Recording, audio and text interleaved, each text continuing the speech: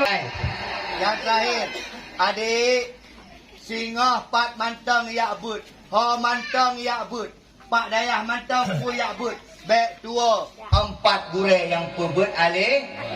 Dah dengar ke? Singa watai je ke but, kaje ke gureh, mungkin rol kaje ke dengku, mungkin kana balai, mungkin kana dayah, mungkin singa kaje ke but. Hai, bek tua abi 4 yang pebut alih. Dah dengar ke? Beda anak jamu anak jino beu saja mak nging. Tilung tinggal dong jamu raya, banten sembayang raya. Dia dah salam dengan mak dah. Tetelam dengan ayah dah. Gekeun deh mak. Junedi 4 nasaka sekilo, nak kopi saboh, teh saboh, 4 nak pen 10 ribu. Jak pak goreng. Bijak pak goreng. Ajak pak goreng. Yuk pen bos sedekah bos get mak. Jak pak goreng.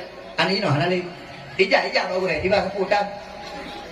Weh goreng curang. Gureh nak kacang, pakai gureh dan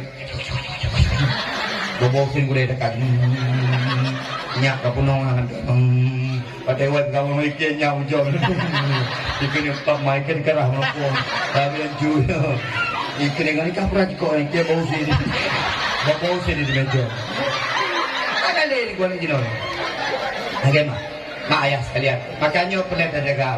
Makanya wali murid cinta ke gure, wali murid bersayang ke gure, wali murid begat dengan gure. Pakan pegah menang. Han mungkin anu tanyo akan sukses apabila tanyo hana hormat kepada gure anu.